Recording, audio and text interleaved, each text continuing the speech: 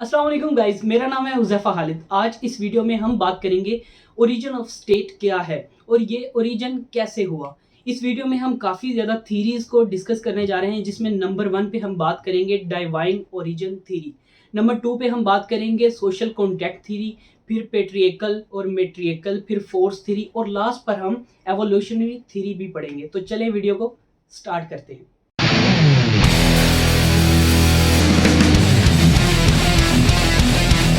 सबसे पहले हम बात कर लेते हैं कि ओरिजिन ऑफ स्टेट क्या है, यानी कि स्टेट कैसे बनी। स्टेट का बनने का जो प्रोसेस था वो बड़ा ही लंबा था, जिसे हम एवोल्यूशन कहते हैं। एवोल्यूशन और रेवोल्यूशन में फ़र्क ये होता है कि एवोल्यूशन बड़ा आहिस्ता आहिस्ता होता है कुछ भी, और रेवोल्यूशन एकदम से जंग हुई या कुछ ब्लास्ट वगैरह हुआ और सब कुछ बदल गया, ये है रेवोल्यूशन। तो स्टेट किसी रेवोल्यूशन की वजह से नहीं बल्कि एवोल्यूशन की वजह से आई है, जिसकी वजह से हिस्ट्री में इसका कोई जिक्र नहीं था। लेकिन जब ज्यूरिस्ट ने इस पर भी शुरू की रिसर्च वगैरह कि स्टेट कैसे बन गई एकदम से, फिर उन्होंने क्वेश्चन पूछे व्हेन, हाउ, व्हाट, मतलब कि क्या है, कैसे बनी, कब आई। तो उसके लिए मुख्तलिफ जो पॉलिटिकल ज्यूरिस्ट थे या थिंकर थे, उन्होंने ये कुछ थीरीज दी, जिसमें सबसे पहले हम बात करेंगे डिवाइन ओरिजिन थीरी। ये थीरी सबसे एंशियंट पुरानी मानी जाती है। इस थीरी का दूसरा नाम ये है कि divine theory, divine right of Kings. ऐसा क्यों बोला जाता है, राइट ऑफ किंग्स क्यों बोला जाता है? इस थीरी में असल में ये बयान किया गया है कि जो किंग है उसे रिप्रेजेंटेटिव समझा जाता था गॉड का, मतलब कि गॉड ने उसको भेजा है, खुदा ने एक किंग को मुंतखब किया है और उससे हम कोई भी सवाल या जवाब नहीं कर सकते, इस वजह से कि किंग के पास पॉलिटिकल और रिलीजियस मजहबी दोनों पावर्स थी। इसके साथ ही साथ ये भी माना जाता था कि जो किंग है उसके पास बहुत ज़्यादा पावर होती थी, वो लॉ के अबव होता था, मतलब कि लॉ उसके नीचे होता था, वो लॉ के अबव, जिसे चाहे वो बख्श दे या जिसे चाहे वो सजा दे, इस तरह होता था। और वो सिर्फ गॉड के सामने ही जवाबदेह होता था, किसी इंसान के सामने नहीं होता था। इस वजह से किसी में इतनी हिम्मत नहीं थी कि राजा के सामने अपनी बात रख सके या कोई भी बात उसके खिलाफ कर सके। और 20वीं सदी में इस थीरी पर क्रिटिसाइज होना शुरू हो गया, क्योंकि तब सोशल कॉन्ट्रैक्ट थीरी आ गई थी और इसके साथ ही साथ डेमोक्रेसी ने भी जन्म लिया था। तो जब लोगों को पता चला कि हम किसी हुकूमत के सामने अपनी बात रख सकते हैं, तो उन्होंने इस थीरी को क्रिटिसाइज करना शुरू कर दिया, ये थीरी खत्म हो गई। दूसरे नंबर पे फिर जो थीरी थी वो आई social contract theory. Social contract theory के जो पायनियर थे, जो इसके ज्यूरिस्ट थे, वो 3 लोग थे, थॉमस हॉब्स, जॉन लॉक और जीन जैकबस रूसो। ये तीनों ने इसे प्रेजेंट किया डिफरेंटली। इनके तीनों के ही पॉइंट ऑफ व्यू इस थ्योरी के बारे में मुख्तलिफ थे।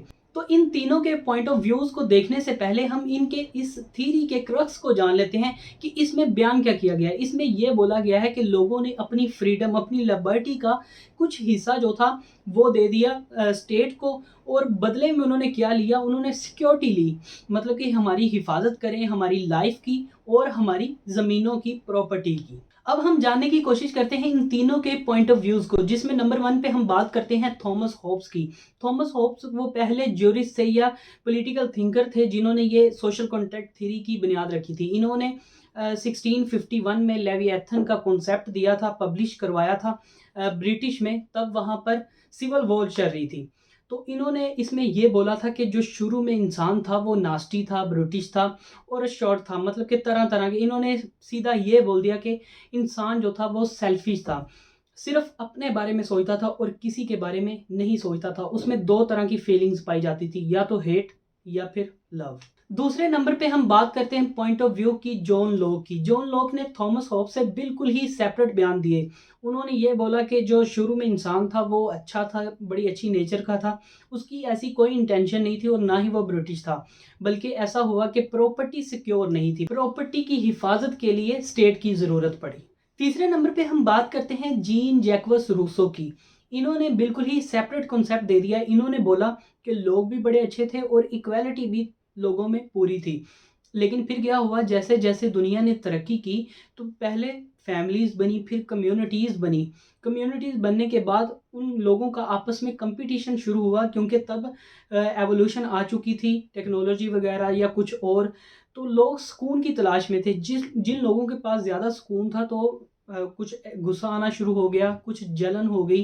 तो इस तरह के जो कुछ इमोशंस थे वो पैदा होना शुरू हो गए, जिसकी वजह से फिर ये जंग शुरू हुई या लड़ाई शुरू हुई। उसके बाद हमें स्टेट की ज़रूरत पड़ी। इसके बाद हम बात करते हैं द पेट्रियर्कल थ्योरी। इसमें जो सर हेनरी मेन हैं, ये प्रिंसिपल एक्सपोनेंट हैं इस थ्योरी के। इन्होंने बयान किया है कि ये जो हम सिटीज़ हमें नज़र आती हैं, ये दरअसल शुरू में फैमिलीज़ थी और फैमिली का एक हेड था जो कि घर में मेल था। उसने अपनी पावर से इन्फ्लुएंस किया बाकी मेल्स को, फिर फीमेल्स को, सबको इन्फ्लुएंस करने के बाद वो हेड बन गया घर का। उसके बाद उसकी शादी हुई और उसके बच्चे हुए, और बच्चों में जो खून का रिलेशन था वो बढ़ता गया, और ऐसे वो जो था वो किंग बन गया एक फैमिली का, उसके बाद एक ट्राइब का, एक कबीले का, उसके बाद एक कम्युनिटी का, एक सिटी का, और फिर ऐसे स्टेट मार्जे वजूद में आई। उसके बाद हम बात करते हैं दी मेट्रियर्कल थ्योरी। मेट्रियर्कल थ्योरी में जो मॉर्गन थी वो इसकी चीफ एक्सपोनेंट हैं। उन्होंने बयान किया कि कोई ऐसी पैट्रियर्कल थ्योरी नहीं थी बल्कि मैट्रियर्कल थ्योरी थी, क्योंकि जो माँ थी उसने ही किनशिप यानी कि जो खून का रिलेशन है वो बनाना शुरू किया। इस वजह से वो जो थी वो हेड थी। तो इस तरह से उन्होंने बयान किया है। लेकिन इसमें एक दूसरा बंदा है, एडवर्ड जेंक्स, जिन्होंने ऑस्ट्रेलिया पर काफ़ी ज़्यादा रिसर्च की है, और उन्होंने फाइंड आउट किया है एक ग्रुप जिसे हम टोटम ग्रुप कहते हैं। टोटम ग्रुप में ये है कि मुख्तलिफ तरह के पौधे वगैरह उन्हें विरासत में मिलते हैं और उसकी वजह से उनका रिलेशन बनता है। वो कहते हैं कि किनशिप, खून का रिलेशन कोई मायने नहीं रखता। ये जो टोटम ग्रुप है, इनका जो रिलेशन है पौधे वगैरह जो उन्हें विरासत में चीज़ मिली हो उससे उनका रिलेशन मजबूत होता है। जैसे कि आपको तस्वीर में ही नज़र आ रहा होगा कि इस तरह से उनको उनके निशान मिलते थे, इस तरह से वो एक दूसरे को पहचानते थे कि ये मेरी तरह सोचता है या इसे मेरी तरह विरासत में कुछ मिला है, तो हमें मिलकर रहना चाहिए। उसके बाद हम बात करते हैं दी फोर्थ सीरीज। जैसा कि इसके नाम से ही जाहिर हो रहा है कि जो ताकत की बुनियाद पे कुछ बना हो, यानी कि जो ट्राइब का, कबीले का हेड था, वो सबसे स्ट्रॉन्गेस्ट मैन हुआ करता था और सब उस पर भरोसा करते थे, क्योंकि अगर किसी दूसरे कबीले ने उन पर हमला किया तो वो ही उन्हें बचा सकता था। तो इस वजह से उन्हें ऐसे बंदे के जो सबसे मजबूत था उसे हेड बना दिया जाता था एक कबीले का। तो हेड बनने के बाद वो उस कबीले में लॉ एंड ऑर्डर लेके आता था, और इस तरह से कबीले मिलते गए और एक स्टेट मार्ज वजूद में आई। तो इस थ्योरी में ये बोला गया है कि किसी वजह से नहीं बल्कि फोर्स, ताकत की वजह से एक स्टेट बनी। और लास्ट पर आती है एवोल्यूशनरी थ्योरी। एवोल्यूशनरी थ्योरी में सबसे पहले तो वो ये बात करता है कि कोई भी थ्योरी जो हमने अभी तक पढ़ी है, इसमें कोई भी थ्योरी परफेक्ट नहीं है जो कि सही वजह को बयान करे कि कैसे स्टेट बनी। तो इस तरह वो कहता है कि ये सारी फजूल हैं, इनका कोई काम नहीं है। असल में एवोल्यूशनरी थ्योरी या हिस्टोरिकल थ्योरी ही एक वजह थी जिसकी वजह से स्टेट बनी। पहले ये एवोल्यूशन आहिस्ता आहिस्ता आई और बाद में एक कॉम्प्लेक्स शेप में एक स्टेट को बना दिया। प्रोफेसर गार्नर कहते हैं कि स्टेट जो है ना तो किसी हैंडीवर्क ऑफ अ गॉड के खुदा की बनाई हुई है, और ना ही एक्सपेंशन ऑफ फैमिली या फैमिली के बढ़ने की वजह से है, बल्कि ये जो हमने तमाम थीरीज पढ़ी हैं इनमें से कुछ पॉइंट्स हैं जिनको लिया गया है, जैसे कि फोर्स हो गई, किनशिप हो गई, इन सबको मिलाकर ये जो हिस्टोरिकल थ्योरी या एवोल्यूशनरी थ्योरी है ये बनी है, और स्टेट को बिल्कुल वाज़ह ये बयान करती है कि स्टेट का ओरिजिन ऐसे ही हुआ। तो जो मेन फैक्टर्स हैं ओरिजिन ऑफ स्टेट के, जैसे कि आपको नज़र आ रहे होंगे, तो सबसे पहले हम बात करते हैं किनशिप के बारे में। किनशिप, जैसा कि हम पहले ही बयान कर चुके हैं कि ब्लड रिलेशन होता है, या कि वो जो दूसरा बयान किया गया था कि कोई निशान दिया जाता है विरासत में उन्हें वगैरह वगैरह। तो इसमें यह बोला गया है कि जो किनशिप है, ब्लड रिलेशन है, वो सबसे ज़्यादा पायदार समझा जाता है किसी भी स्टेट के बनने में। तो ये सबसे मजबूत बॉन्ड होता है लोगों के दरमियान। जब ये बॉन्ड बना तो जैसे जैसे एक्सपेंशन हुई फैमिली की, तो इसकी वजह से भी जो स्टेट थी वो बनी थी। दूसरे नंबर पे वो बात करता है रिलीजन की। रिलीजन भी एक बड़ा ही मजबूत बॉन्ड बनाता है लोगों के दरमियान और उन्हें यूनिटी करता है, यानी यूनाइट करता है, उन्हें बांध देता है एक बंधन में। इस वजह से भी इसे भी एक फैक्टर समझा जाता है जिसकी वजह से स्टेट ओरिजिन हुई। इसमें यह बोला गया है कि जो लोग एक गॉड की इबादत करते थे या पूजा करते थे, वो सब यूनाइट हो गए एक जगह पर, और दूसरे गॉड की यूनाइट हो गए दूसरी जगह पर। इस तरह से मुख्तलिफ स्टेट मार्ज वजूद में आई। तीसरे नंबर पे वो बात करता है फोर्स, जैसे कि strongest man in the tribe, एक कबीले में सबसे मजबूत आदमी, तो उसने सबको दिखाया कि मैं मजबूत हूँ वगैरह वगैरह, जो भी हमने पीछे पढ़ा, तो वो सब कुछ इसमें आएगा। उसके बाद वो बात करता है प्रॉपर्टी एंड डिफेंस।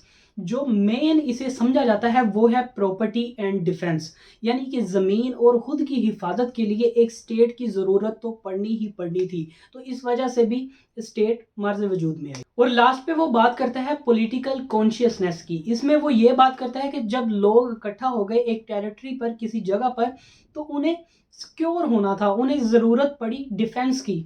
तो तब ये मार्ज़ वजूद में आई एक स्टेट, ताकि वो अपनी हिफाजत कर सके दूसरों से। तो गाइज ये थी आज की वीडियो। उम्मीद करता हूँ यहाँ तक आपको समझ आ गई होगी। अगर वीडियो की समझ आ गई हो तो वीडियो को लाइक करें और इससे शेयर भी करें और इस चैनल को सब्सक्राइब भी करें। Thank you.